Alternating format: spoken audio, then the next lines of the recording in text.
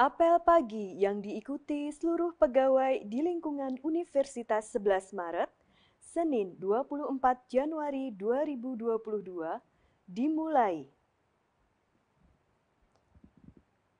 Penghormatan kepada Sang Merah Putih dipimpin oleh Kepala Program Studi S1 Hubungan Internasional Fakultas Ilmu Sosial dan Politik.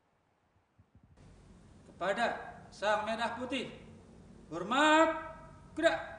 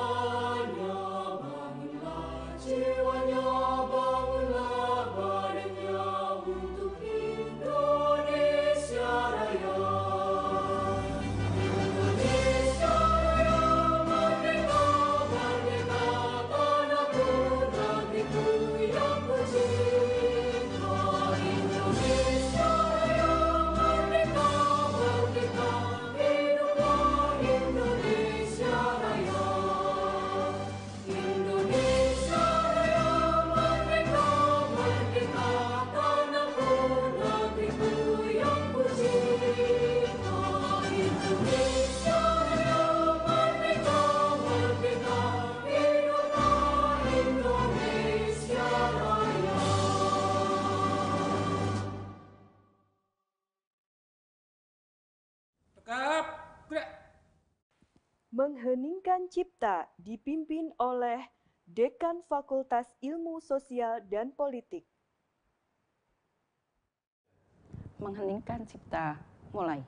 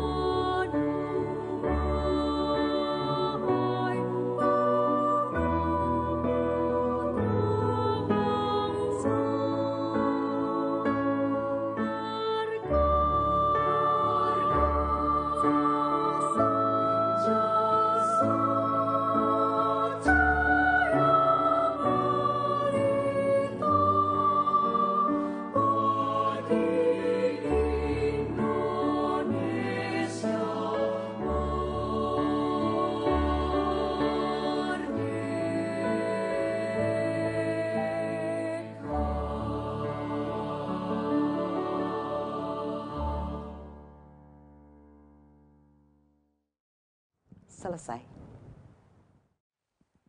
Pembacaan naskah Pancasila oleh Wakil Dekan Bidang Akademik, Riset dan Kemahasiswaan, Fakultas Ilmu Sosial dan Politik.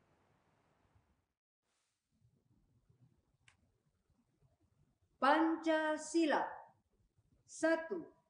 Ketuhanan yang Maha Esa. 2.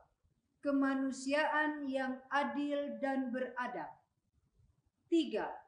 Persatuan Indonesia. 4. kerakyatan yang dipimpin oleh hikmah kebijaksanaan dalam permusyawaratan perwakilan. 5. Keadilan sosial bagi seluruh rakyat Indonesia.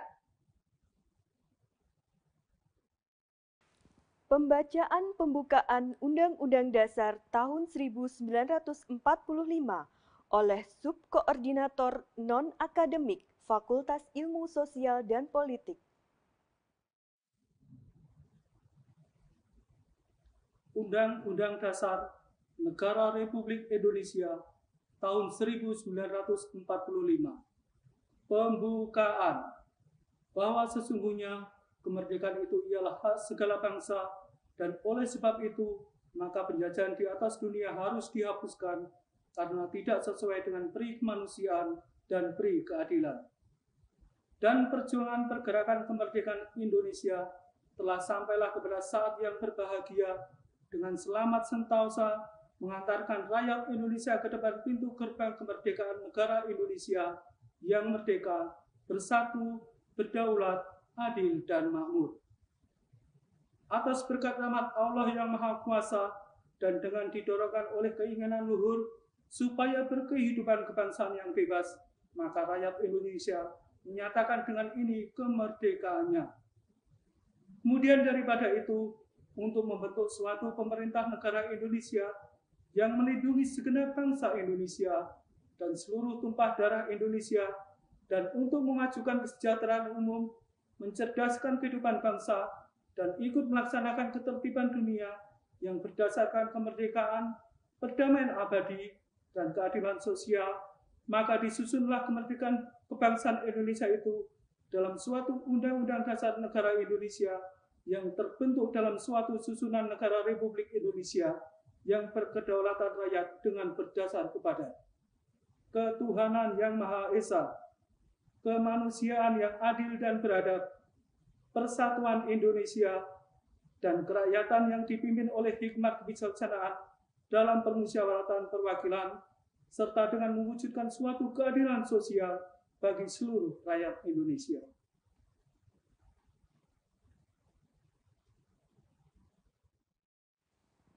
Pembacaan Panca Prasetya Korps Pegawai Republik Indonesia oleh Koordinator Bagian Tata Usaha Fakultas Ilmu Sosial dan Politik.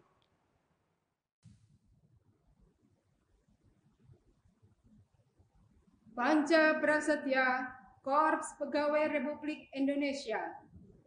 Kami anggota Korps Pegawai Republik Indonesia adalah insan yang beriman dan bertakwa kepada Tuhan Yang Maha Esa. Berjanji, 1. Setia dan taat kepada Negara Kesatuan dan Pemerintah Republik Indonesia yang berdasarkan Pancasila dan Undang-Undang Dasar 1945. 2. Menjunjung tinggi kehormatan bangsa dan negara, serta memegang teguh rahasia jabatan dan rahasia negara. 3. Mengutamakan kepentingan negara dan masyarakat di atas kepentingan pribadi dan golongan. 4. Memelihara persatuan dan kesatuan bangsa, serta kesetiakawanan Korps Pegawai Republik Indonesia. 5. Menegakkan kejujuran, keadilan, dan disiplin, serta meningkatkan kesejahteraan dan profesionalisme.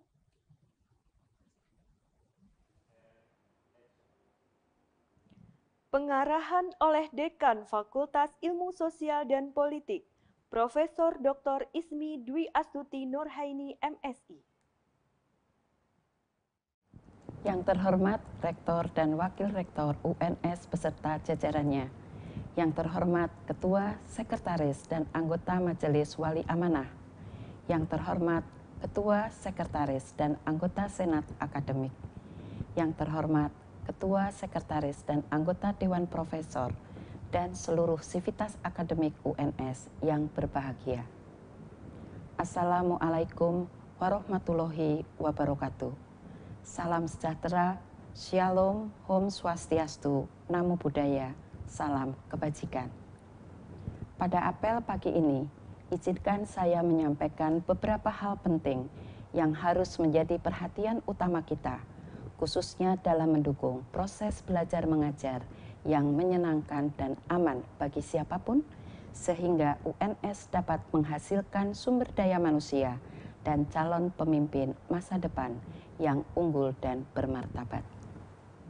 Sebagaimana disampaikan oleh Menteri Pendidikan, Kebudayaan, Riset, dan Teknologi terkait Merdeka Belajar episode ke-14 tentang Kampus Merdeka dari Kekerasan Seksual, dikatakan bahwa setiap kampus di Indonesia harus merdeka dari segala bentuk kekerasan dan menjadi lingkungan yang kondusif bagi mahasiswa untuk mengembangkan potensinya. Untuk itu, Menteri Pendidikan, Kebudayaan, Riset, dan Teknologi mengeluarkan Peraturan Nomor 30 Tahun 2021 tentang pencegahan dan penanganan kekerasan seksual di lingkungan perguruan tinggi yang ditetapkan pada tanggal 31 Agustus 2021. Peraturan ini lahir sebagai respon atas situasi darurat kasus kekerasan di lingkungan perguruan tinggi, di mana kekerasan seksual terjadi di semua jenjang pendidikan dan 27% jenjang pendidikan tinggi dengan 89% korban adalah perempuan. Hasil survei Direktorat Jenderal Pendidikan Tinggi, Riset, dan Teknologi tahun 2020 menemukan bahwa 77% dosen menyatakan kekerasan seksual pernah terjadi di kampus, namun 63% dari mereka tidak melaporkan kasus yang diketahuinya kepada pihak kampus. Bapak dan Ibu peserta apel pagi yang berbahagia, saat ini marak terjadi kasus kekerasan seksual berbasis gender dengan menggunakan media online atau KPGO. Data Komnas Perempuan menemukan terjadinya peningkatan KPGO pada tahun 2020 sebanyak 4 kali lipat menjadi 940 kasus dibandingkan kasus pada tahun 2019. Kasus kekerasan seksual yang terlaporkan diduga tidak sebanyak yang terjadi di lapangan. Sebagai fenomena gunung es, kasus ini paling sulit dibuktikan, padahal memiliki efek yang sangat besar dan berjangka panjang. Oleh karena itu, hadirnya regulasi ini sekurang-kurangnya memberi jaminan dalam 4 hal. Pertama, pemenuhan hak pendidikan setiap warga negara Indonesia atas pendidikan yang aman. Kedua, pemenuhan landasan hukum bagi pemimpin perguruan tinggi untuk mengambil langkah tegas. Ketiga, seluruh kampus di Indonesia semakin teredukasi tentang isu dan hak korban kekerasan seksual. Dan keempat, penguatan kolaborasi antar kampus dengan kementerian dalam menciptakan budaya akademik yang semakin sehat dan aman. Pada kesempatan ini, saya mengajak semua pihak untuk secara terus-menerus melakukan pencegahan dan penanganan kekerasan seksual di perguruan tinggi. Kegiatan pencegahan perlu dilakukan secara institusional maupun individual. Secara institusional perlu dilakukan pembelajaran tentang pencegahan dan penanganan kekerasan seksual, penguatan tata kelola dengan merumuskan kebijakan, pembentukan satuan tugas atau satgas, dan layanan pengaduan atau pelaporan, serta penguatan budaya komunitas yang tidak mentolerir terjadinya kekerasan seksual di perguruan tinggi. FISIP UNS sudah menyediakan layanan lapor bude atau lapor budekan untuk menampung dan menindaklanjuti kasus-kasus kekerasan seksual di fakultas. Selain secara institusional, pencegahan perlu dilakukan secara individu, khususnya melalui pembatasan pertemuan individu one-on-one di luar kepentingan kampus. Sementara itu, kegiatan penanganan dapat dilakukan melalui pendampingan terhadap korban, perlindungan, pemulihan, dan pengenaan sanksi administratif sesuai peraturan yang berlaku. Bapak dan Ibu peserta apel pagi yang terhormat, di sini saya tidak mengatakan time's up, melainkan it's time. Sudah saatnya bagi kita untuk menciptakan lingkungan kampus yang lebih ramah, aman, dan nyaman bagi semua. Kita harus memastikan bahwa pihak yang bersalah bertanggung jawab terhadap apa yang mereka lakukan dan korban atau penyintas mendapatkan dukungan dan keadilan. Sekian, wassalamualaikum warahmatullahi wabarakatuh. Doa dipimpin oleh Subkoordinator Akademik Fakultas Ilmu Sosial dan Politik.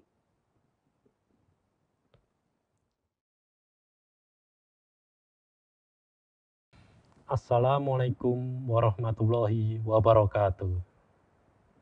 Hadirin peserta apel pagi yang kami hormati, doa akan kami sampaikan dalam keyakinan agama Islam. Bagi yang berkeyakinan lain, mohon berkenan menyesuaikan. A'udzubillahi minasyaitonirrajim. Bismillahirrahmanirrahim. Alhamdulillahirabbil alamin. Allahumma sholli ala Muhammad wa ala ali Muhammad.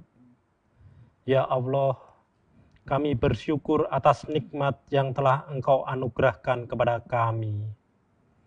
Sinarilah hati kami dengan petunjuk-Mu, agar kami dapat melaksanakan tugas dan kewajiban yang Engkau amanatkan kepada kami dengan penuh rasa tanggung jawab.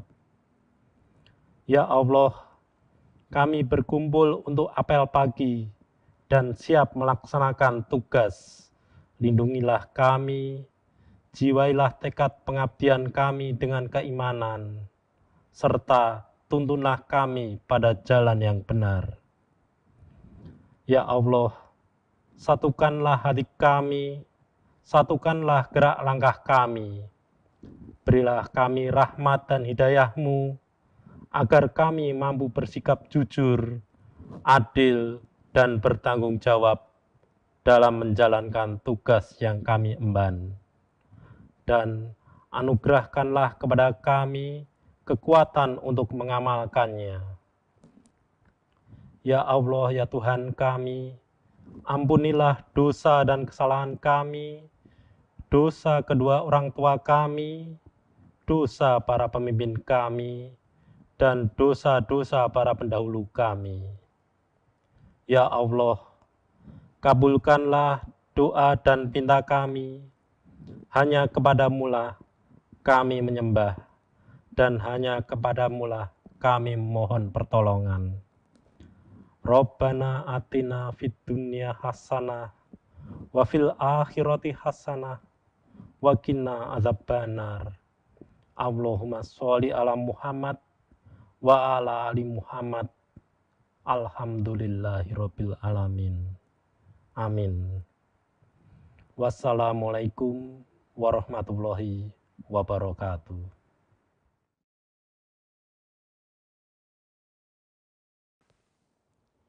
Apel pagi yang diikuti seluruh pegawai di lingkungan Universitas 11 Maret pada hari Senin 24 Januari 2022 telah selesai.